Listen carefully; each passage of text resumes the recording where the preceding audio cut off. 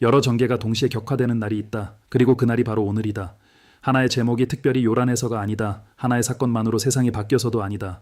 처음 보면 서로 아무 관련이 없어 보이는 세 가지 사건이 조금 더 자세히 들여다보면 같은 것을 드러내기 때문이다.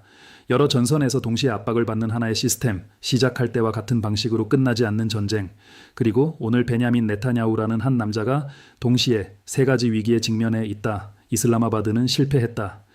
터키는 네타냐후를 상대로 고발을 제기했다. 그리고 트럼프는 자신에게 남은 마지막 무기에 의지하고 있다. 세 가지 장면, 단 하루.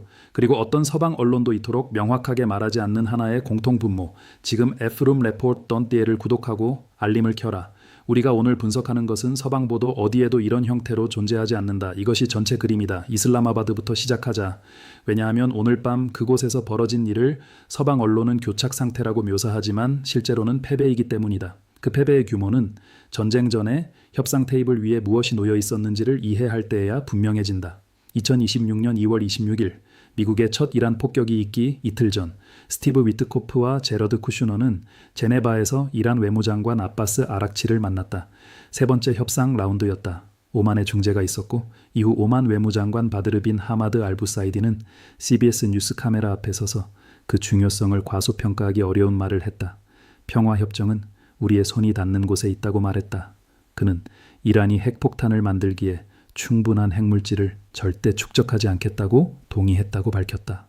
알부사이디에 따르면 이는 그때까지 한 번도 도달한 적 없는 합의였다.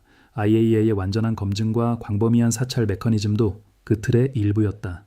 비확산 문제에서 워싱턴의 가장 권위 있는 비정부 기구 중 하나인 군비통제협회도 분석에서 이를 확인했다. 2월 26일 이란은 우라늄 농축에 대한 단연간의 모라토리엄을 제안했다. 농축 없음, 농축 우라늄 비축 없음. 미신고 시설에 접근할 수 있는 IAEA 사찰단. 이것은 이란 국영 매체의 서사가 아니다. 미국 측 출처다. 군비통제협회다. 미국 텔레비전 생방송에서 말한 중재국의 외무장관이다. 그리고 트럼프는 협상에 만족하지 않는다고 말했다. 다음 날 폭격이 시작됐다. 이 점을 잠시 곱씹어보라.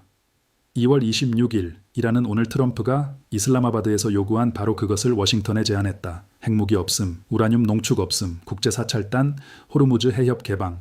트럼프는 거부했고 전쟁을 시작했으며 이슬라마바드에서 21시간 동안 협상한 뒤 정확히 같은 것을 요구했다. 그러나 이제 이란은 아니라고 말한다. 이것은 외교가 아니다. 이것은 전략의 완전한 역전이다. 그리고 바로 여기에 이란이 이 전쟁에서 배운 핵심이 있다. 결코 잊지 않을 교훈이다. 전쟁 전에 워싱턴을 신뢰하고 양보하는 자는 폭격을 당한다. 저항하는 자는 협상력을 얻는다. 전쟁 전 테헤란은 모든 것을 제안했고 폭격을 당했다. 전쟁 후 워싱턴은 같은 것을 제안했고 테헤란은 거부했다. 이란은 이제 칼자루를 쥐고 있다. 군사적으로 승리했기 때문이 아니라 미국이 자신의 제안을 존중하지 않는다는 사실을 증명했기 때문이다. 그리고 이란은 전쟁에서 살아남는다면 전쟁 후 협상 테이블이 전쟁 전 협상 테이블보다 더 강하다는 것을 이해했기 때문이다. J.D. 벤스는 21시간 동안 협상 테이블에 앉아 있었다. 그의 말에 따르면 그 시간 동안 트럼프와 6번에서 12번 정도 통화했다. 이후 그는 카메라 앞에 나타나 4분 동안 말하고 비행기에 올랐다. 나쁜 소식은 우리가 합의에 도달하지 못했다는 것이고 나는 그것이 미국보다 이란에 훨씬 더 나쁜 소식이라고 생각한다. 이라는 국영 TV를 통해 답했다. 미국의 과도한 요구가 어떤 합의도 막았다. 트럼프는 기자들에게 말했다. 우리가 합의를 하든 하지 않든 나에게는 아무 차이도 없다. 그러고는 군중을 향해 돌아서 주먹을 치켜들었다. 지구상에서 가장 강력한 군사 지휘관이 중동의 전쟁과 평화를 결정해야 할 취약한 협상 한가운데에서 마이애미의 UFC 경기장에 앉아 있었다. 이것은 힘이 아니다. 이것은 서사의 통제권을 잃은 남자의 모습이다. 이제 두 번째 장면으로 넘어가자. 여기서 독일어권 언론이 언급은 하지만 그 의미 전체 속에 놓지는 않는 부분이 나온다. 특히 독일에 사는 사람들에게는 이 이야기가 매우 직접적으로 다가온다. 터키는 2025년 10월 국제해역에서 발생한 글로벌 수무드 가자 플로틸라 차단 작전과 관련해 이스라엘 고위 정치인 35명을 상대로 고발을 제기했다. 혐의는 반인도적 범죄부터 집단학살까지 다양하다. 터키 검찰은 35명의 피고인 각각에게 종신형과 최대 4,596년에 이르는 추가 형량을 구형하고 있다. 베냐민 네타냐후도 이 명단에 있다. 이것은 상징적 행위가 아니다. 이는 미국의 또 다른 나토 파트너 국가의 정부 수반을 상대로 나토 회원국이 취한 공식적인 법적 조치다. 현대 동맹 역사에 전례가 없다. 네타냐후의 반응은 에르도안을 공격하는 것이었다. 내 지도 아래 이스라엘은 이란의 테러 정권과 그 대리 세력에 맞서 계속 싸울 것이다. 그들을 지원하고 자국 쿠르드 시민을 학살한 에르도안과는 다르다. 터키 외무부는 공식 성명으로 대응했고 그 안에서 네타냐후는 우리 시대의 히틀러라고 불렸다. 지금 무슨 일이 벌어지고 있는지, 그리고 왜 독일에 사는 터키계 시민 300만 명 이상에게 이것이 유럽의 그 누구보다도 다른 차원을 갖는지 이해해야 한다. 에르도안은 이란 전쟁 내내 특정한 역할을 수행했다. 그는 휴전을 적극적으로 지지했다. 그는 직접 트럼프에게 전화해 방해 공작을 경고했다. 다른 모든 채널이 닫혔을 때도 외교 채널을 열어두었다. 나토 회원국인 터키는 미국 작전을 지지하기를 거부했다. 오히려 이집트와 파키스탄과 함께 외교적 해결을 주장했다.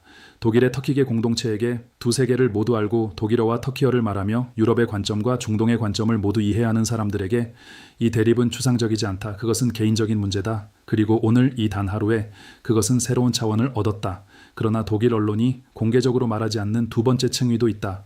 바로 오늘, 정확히 오늘 베냐민 네타냐후의 재판이 재개될 예정이었다. 부패, 사기, 배임 혐의가 세 개의 별도 사건으로 제기되어 있다. 재판은 2020년 5월에 시작됐다. 6년이다. 이스라엘이 전쟁 상태에 있을 때마다 중단됐다. 가자 때문에, 레바논 때문에, 이란 때문에. 4월 휴전은 이스라엘의 비상사태를 해제했다. 법원은 재판 일정을 다시 잡았다.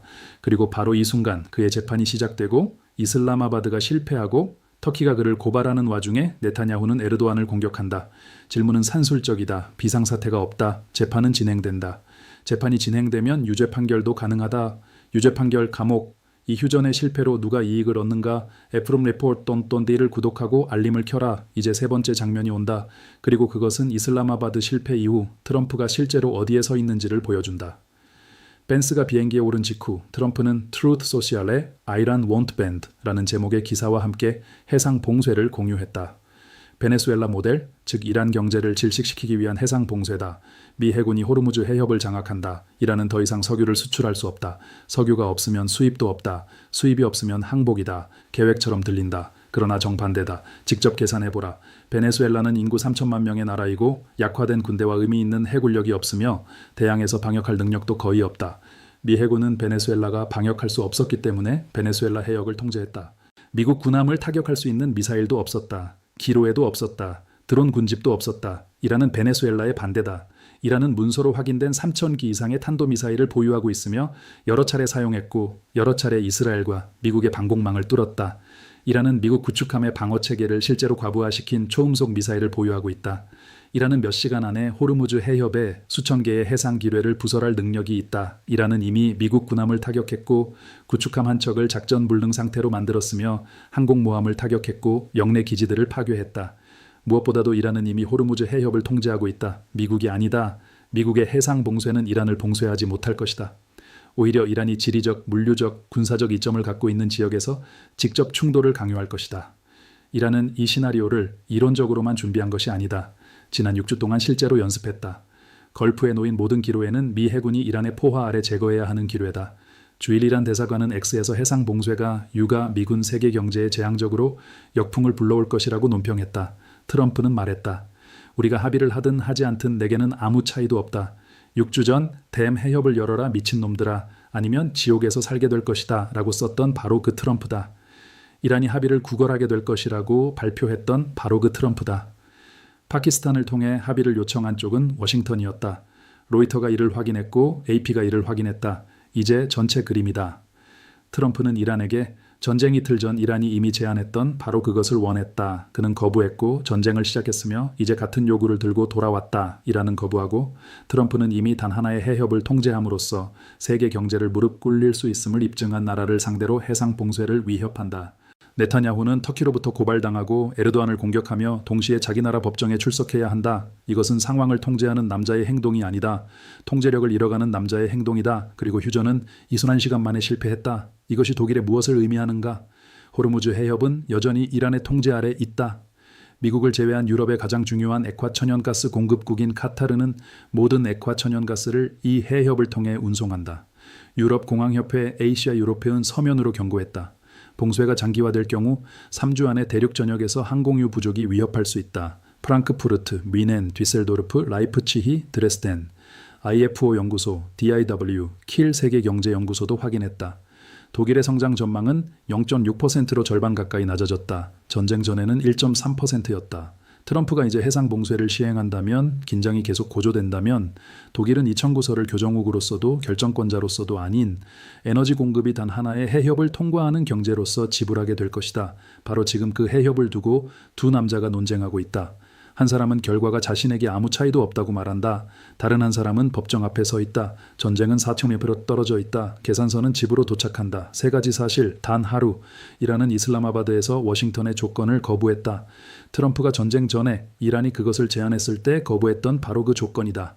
J.D. 벤스는 21시간 후 떠났다. 펜타곤은 침묵하고 백악관도 침묵한다. 그리고 이 침묵은 중립이 아니다. 전략적 마비다. 네타냐후는 이스탄불이 그를 고발하고 자기 법원이 그를 기다리는 동안 터키를 공격했다. 네타냐후는 터키 앞에, 자기 법정 앞에, 자기 연정 앞에 홀로 서 있다. 그리고 트럼프는 해상 봉쇄를 위협했다. 이미 단 하나의 해협을 통제함으로써 세계 경제를 인질로 잡을 수 있음을 보여준 나라를 상대로 한 베네수엘라 모델이다. 이것은 새로운 계획이 아니다. 선택지가 바닥난 남자의 대응이다. 에프룸 레포던디를 구독하고 알림을 켜라. 트럼프가 해상 봉쇄를 공식 발표하면 분석은 여기에 있다. 네타냐후 재판이 다음 단계로 넘어가면 분석은 여기에 있다. 이란이 응답하든 침묵하든 분석은 여기에 있다. 먼저 증거, 그 다음 분석. 그것이 구체적으로 당신에게 무엇을 의미하는지 언제나 이것은 폼레이포르타.